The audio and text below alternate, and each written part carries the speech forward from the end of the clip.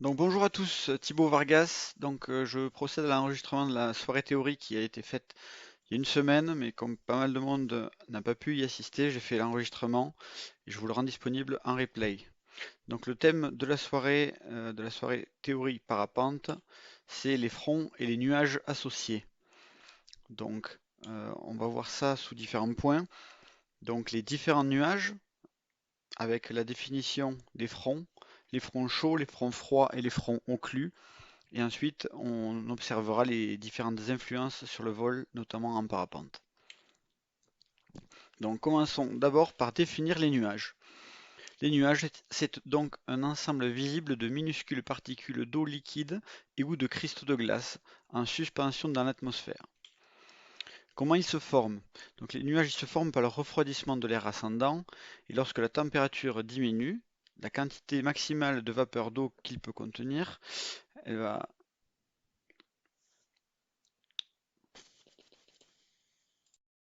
Lorsque la température diminue, la quantité maximale de vapeur d'eau que peut contenir l'air diminue, donc l'humidité relative augmente, et dès qu'elle atteindra 100%, on observera de la condensation.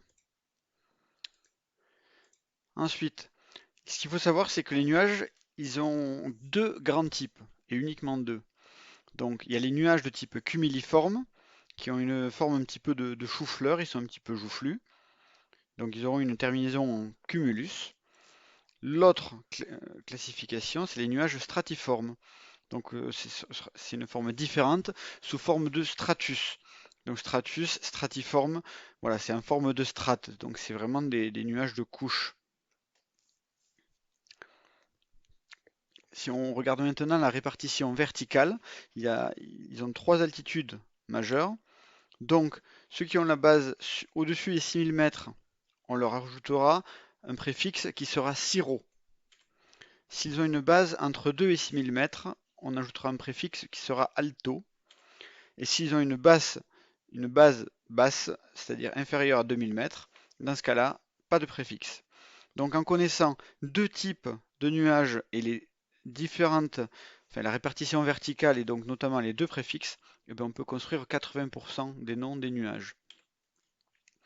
Donc si on résume ici, dans la première couche, donc dans la partie basse, bon, ici c'est entre 0 et 3000 mètres, on y retrouve donc les stratus et les cumulus. Donc voilà, les cumulus ils sont dessinés ici, les stratus sont plus à droite. Voilà, on a stratus et cumulus, c'est donc les deux grandes familles, mais sans préfixe puisqu'on est en partie basse. Si on regarde ce qui se passe au-dessus, on est dans la deuxième couche, donc entre 3 et 6000 mètres d'altitude. On ajoute le préfixe alto, donc on y retrouve les altostratus, ici, et les altocumulus, ici. On verra par la suite quelle tête ils ont un peu plus en détail. Enfin, dans la troisième couche, elle se situe entre 6000 et 9000 mètres. On ajoute donc le préfixe cirro, comme on a vu précédemment. On y retrouve donc les cirrostratus, ici, les cirrocumulus, ici, et les cirrus. Donc les cirrus, c'est un petit peu la verrue qui n'est pas dans la catégorie ni cumulus ni stratus. Mais bon, on a quand même couvert 80% des noms des nuages avec les préfixes et les deux types de nuages. Les cirrus, ils ont une particularité, c'est qu'ils sont formés de cristaux de glace. Ils ont l'apparence de filaments blancs, donc on verra en photo ce que ça peut donner. Il y a des nuages complémentaires, c'est les nuages qui peuvent traverser plusieurs couches. On a notamment le Nembostratus, ici, le Cumulonimbus, que tout le monde connaît, plus ou moins, qui est vraiment un nuage caractéristique de l'orage, et le Stratocumulus, qui peut effectivement traverser deux couches. Voilà, ça c'est une image un petit peu floue, mais qui donne un peu plus voilà, à quoi ressemblent les nuages, même si plus loin on a vraiment des photos caractéristiques. On va maintenant se rapprocher des fronts. Donc qu'est-ce qu'un front? Qu'est-ce qu'un front chaud? Qu'est-ce qu'un front froid? Et quels sont les éléments qui les accompagnent? Donc les fronts. Un front est une surface de discontinuité, une zone de transition où s'affrontent deux masses d'air aux propriétés différentes.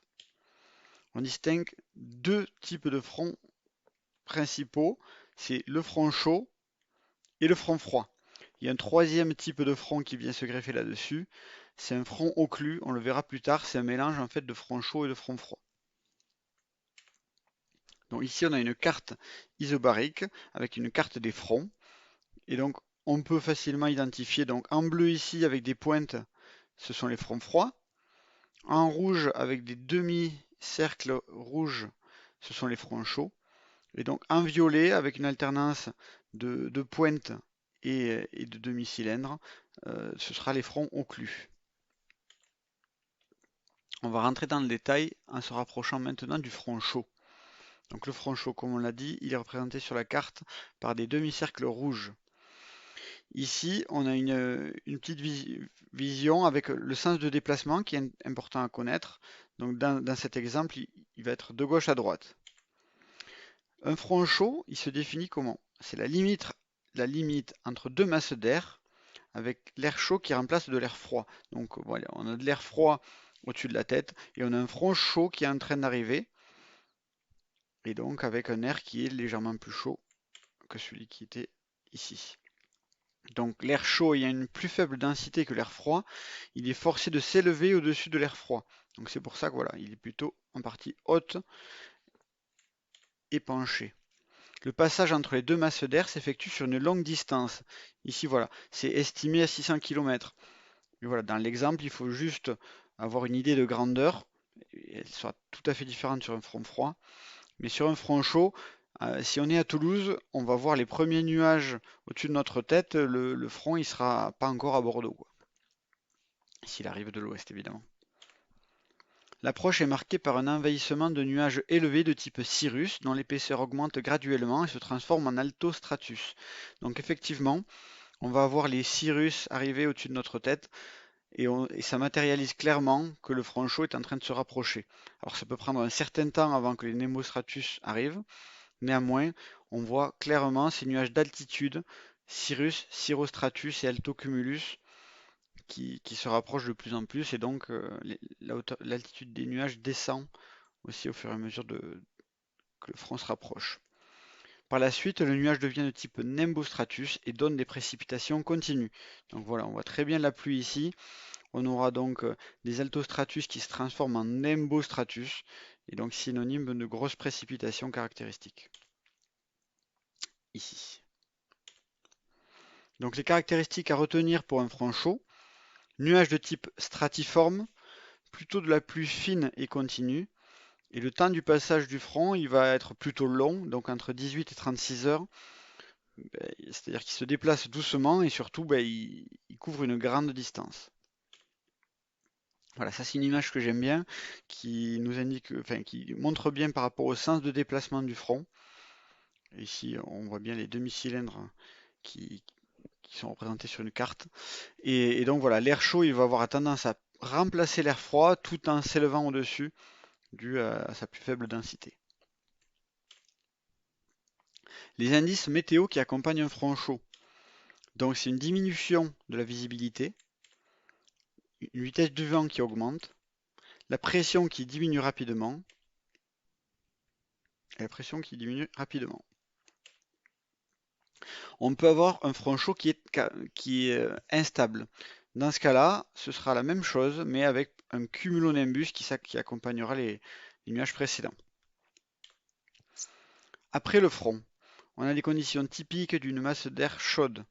Donc les nuages, c'est des stratus bas, la visibilité sera mauvaise, et il faut s'attendre à une bruine plutôt faible à modérée.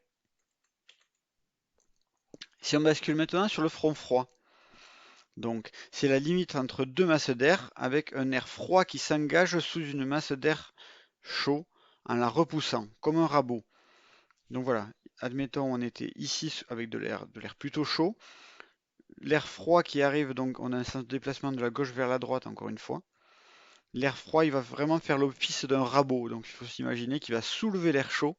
Donc l'air chaud, il va être poussé en altitude et en même temps, il va s'installer et donc se déplacer ici de la gauche vers la droite. Il a une pente beaucoup plus raide que le front chaud puisqu'il s'étend seulement, on va dire, sur 15-50 km. Donc ça, c'est des ordres de grandeur. Et voilà, on est vraiment sur une échelle beaucoup plus petite. C'est-à-dire que le front froid, une fois qu'on le voit devant nous, on est quasiment déjà dessous, quoi. Les caractéristiques à retenir d'un front froid, donc c'est des nuages de type cumuliforme, on le voit un petit peu. Des averses, ce sera plutôt des averses de grosses gouttes, vraiment de la pluie qui mouille, contrairement au front chaud où on avait vraiment de la pluie fine et continue. On peut avoir aussi des orages de grêle qui accompagnent les fronts froids. Le temps de passage ici, il est de 10 minutes à 1 heure. Encore une fois, c'est une évaluation, ça peut être différent. Mais voilà, ce qu'il faut retenir, c'est que le passage d'un front froid, il est plutôt rapide. Donc si on le voit devant nous, ben, on sait qu'il va vite arriver, éventuellement vite passer. Donc c'est pas impossible qu'il refasse beau derrière le front froid. Donc l'image caractéristique ici, on voit vraiment que l'air froid, il va soulever l'air chaud en se déplaçant et voilà, faire office d'un rabot, c'est vraiment la bonne image pour retenir le front froid.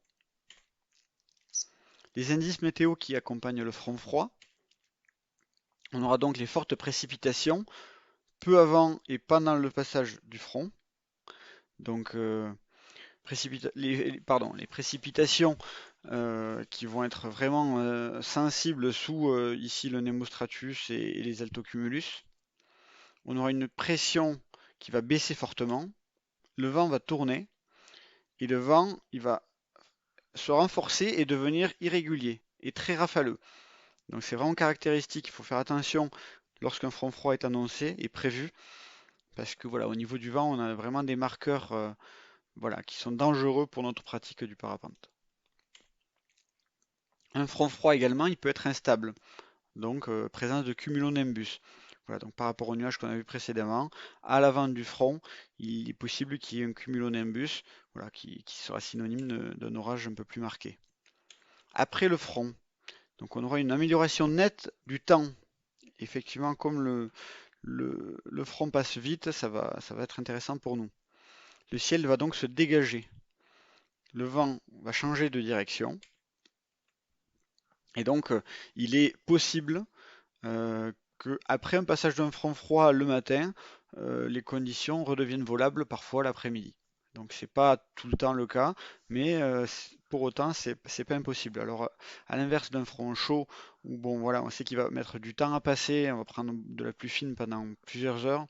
Le front froid ça peut être plus fort au niveau des précipitations, mais par contre passer plus vite. Un front occlus. Donc le front occlus, comme je l'ai dit tout à l'heure, c'est un mélange de front froid et de front chaud. Un front occlus, on veut dire aussi occlusion, c'est quand le front froid, qui est plus rapide, rejoint le front chaud. Donc sur la carte, on le voit ici en violet, donc on a les pointes du front froid et les demi-cercles du front chaud qui sont enfin, appairés, on va dire, en violet. Lorsque le front froid atteint le front chaud, l'air chaud devient de plus en plus pincé ou coincé entre les deux fronts et il sera soulevé en altitude et le système devient occlus. Donc on va le voir ici, donc on a un front froid donc qui va se déplacer, on va dire, de la gauche vers la droite, plutôt dans ce sens-là exactement, dans le sens de ma souris. Et donc il va rattraper le front chaud qui est devant lui. Et lorsqu'il l'a rattrapé, voilà, le front est occlus. Donc on va dire que sur la partie violette ici, le front froid a déjà rattrapé le front chaud. Et c'est ce qui va se passer dans le reste du tracé bleu ici. Donc concernant le front occlus, il y a deux types de front occlus. On a une occlusion qui peut être froide. Donc une occlusion froide, c'est lorsque la partie frontale de l'air froid est plus froide et plus dense que la masse d'air frais en avant du front chaud. Donc on voit ici que en fait l'air le plus froid est ici et donc il va passer et soulever l'ensemble de l'air devant lui. Donc l'air chaud, on le savait déjà, mais aussi l'air frais qui était positionné à l'avant du front. L'occlusion elle peut être de type chaude. Dans ce cas, la partie frontale de l'air froid est moins froide que la masse d'air en avant du front chaud. C'est-à-dire que la masse d'air à l'avant ici, c'était la plus froide. Donc notre air frais qui arrive derrière, alors il va toujours pousser vers le haut le front chaud, enfin l'air chaud, mais en revanche, il ne va pas s'immiscer dessous l'air qui était plus froid et donc il va glisser dessus. Donc, dans l'absolu, ce qu'il faut retenir, c'est que voilà, l'occlusion, c'est le front froid qui rattrape le front chaud. On a une information sur les nuages caractéristiques qui se ressemblent. Et donc voilà, à l'occlusion, on aura dans les deux cas des précipitations, un cumulonimbus et voilà, une situation qui est tout à fait défavorable au parapente. Voilà, un petit récapitulatif si vous voulez voilà, imprimer une feuille à travailler ou à retenir, ce sera celle-là. Donc sur la droite, on a un front chaud, donc ne pas voilà, vraiment faire attention au sens du déplacement du schéma, ce qui pourra fausser complètement sinon la compréhension. Donc ici on est de gauche à droite. Donc d'abord un front chaud qui va donc voilà avec ses nuages associés qui va se déplacer. Ensuite voilà on aura une phase entre les deux fronts qui peut durer un certain temps.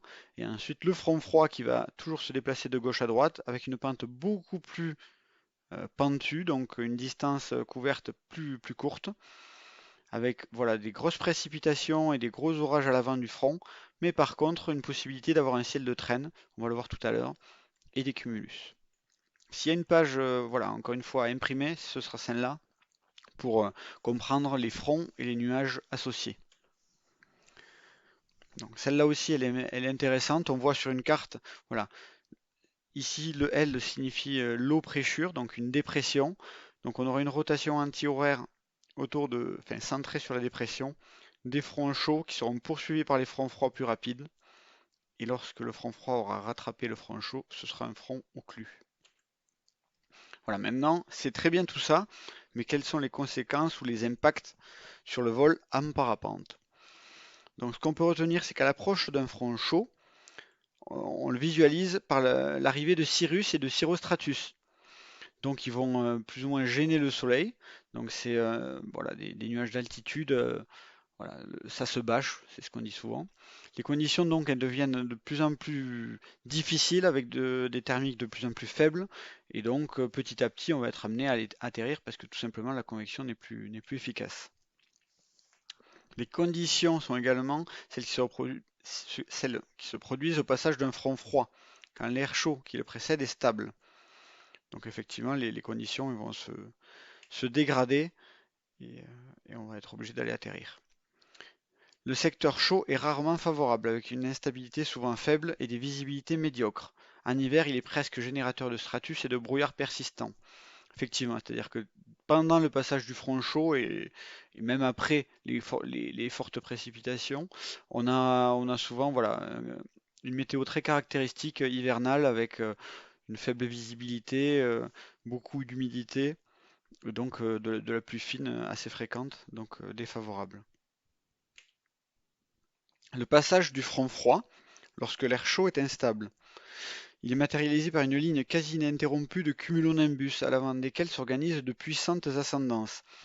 Donc dans ce cas-là, euh, c'est voilà, il faut normalement on l'a visualisé à la météo qui était prévu un front froid et donc enfin, c'est très visible et donc on a des marqueurs importants donc notamment la formation de nuages de type cumuliforme dont le cumulonimbus en fait partie. Et donc là voilà, je ne saurais que vous recommander de bien faire votre météo pour savoir si un front froid est annoncé et de voir si vous voyez cette formation arriver sur vous, de prendre des précautions, prendre vraiment des marges et aller atterrir en sécurité parce que c'est des choses qui peuvent se former assez vite, les cumulonimbus, et qui peuvent se déplacer également assez vite vers vous. On a vu que le passage du front, il peut parcourir quelques dizaines de kilomètres en une heure.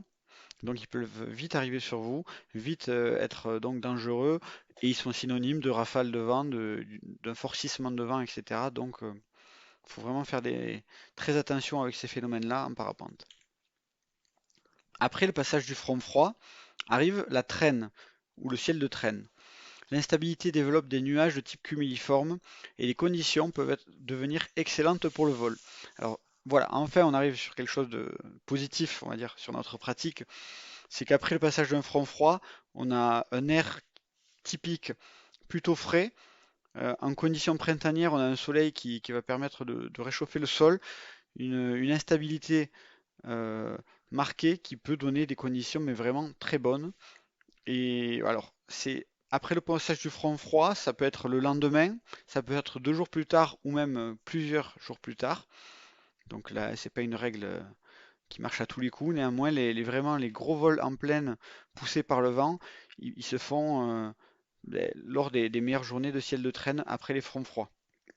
Donc on aura un vent plutôt soutenu qui va donc nous permettre de parcourir de la distance, et donc l'instabilité va nous permettre de trouver des ascendances. Donc la combinaison des deux est très favorable. Néanmoins, il est possible qu'on vole pas après un front froid si le vent est vraiment trop fort, parce que ça arrive qu'on ait des vents très très soutenus après un passage de front froid. Si l'air froid est trop épais, donc plusieurs kilomètres d'épaisseur, il se produira des averses. S'il est trop humide, la nébulosité sera gênante avec des voiles de stratocumulus tout à fait possibles. Donc voilà, après le passage de l'air froid, enfin du front froid, c'est pas obligatoire de faire un vol record. Entre deux passages de perturbation, c'est à un intervalle plus ou moins long. C'est une zone peu nuageuse où les conditions pour le vol peuvent être bonnes. Voilà, entre les deux passages de perturbation, voilà, il n'y a pas de règle générique. Ça peut être bon comme ça peut l'être moins.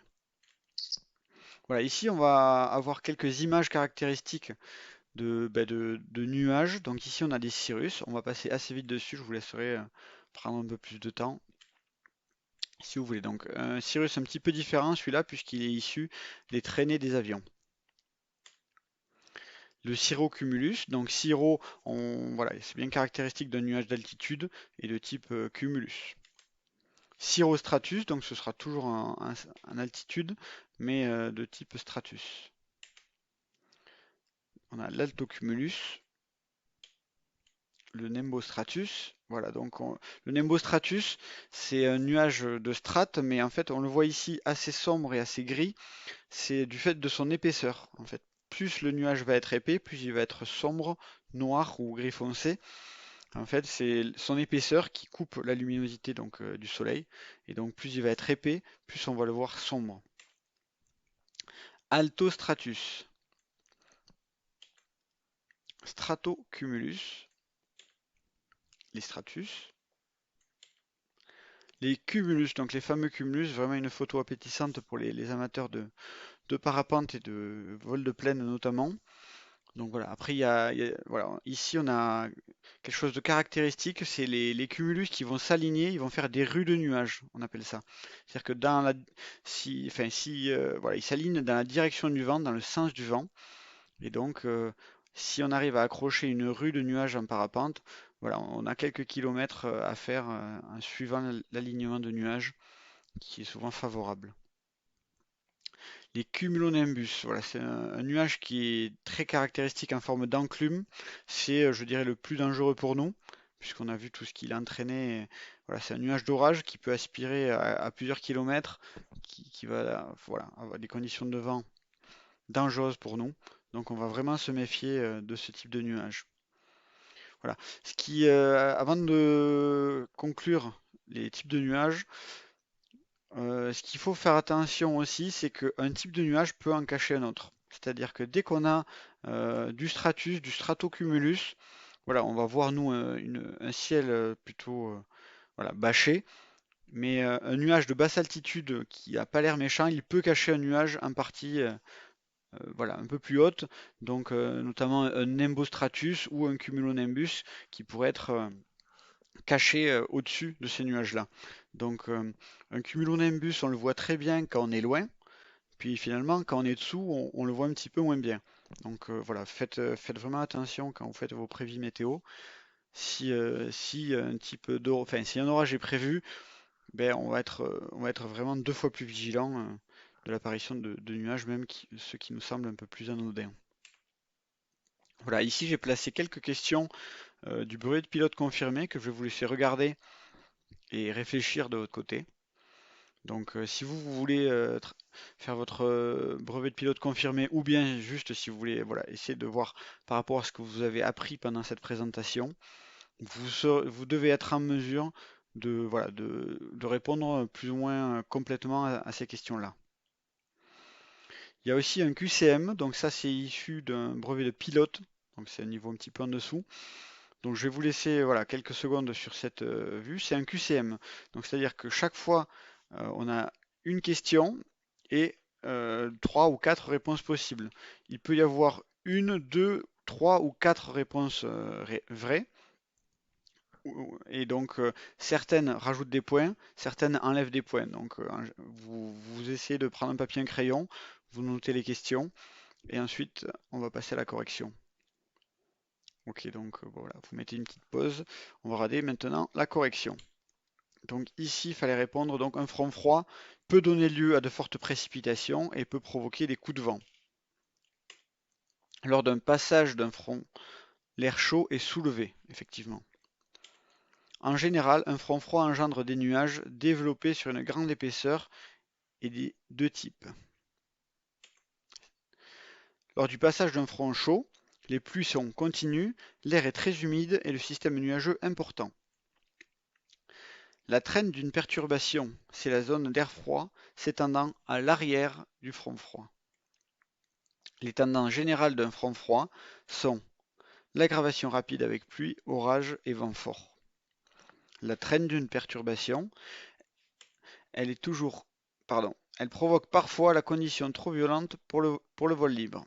Elle est caractérisée par un ciel peuplé de petits cumulus appétissants et est généralement très favorable l'été. Donc effectivement, la traîne d'un front froid, comme on l'a vu, elle peut être très favorable au vol libre.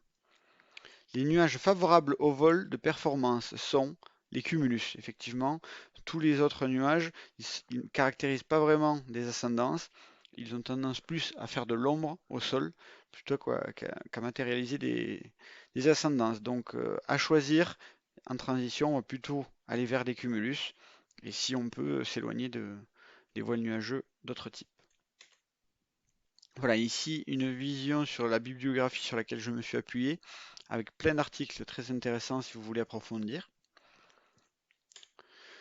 Voilà, donc au passage, je remercie donc les partenaires, donc la Fédération française de vol libre associée donc au CDVL 31, à la Ligue Occitanie de vol libre, et donc les partenaires privés qui sont Enedis et Soaring Shop à Luchon. Donc merci à tous, j'espère que vous aurez appris des choses dans cette présentation pour ceux qui n'ont pas pu assister à la première présentation.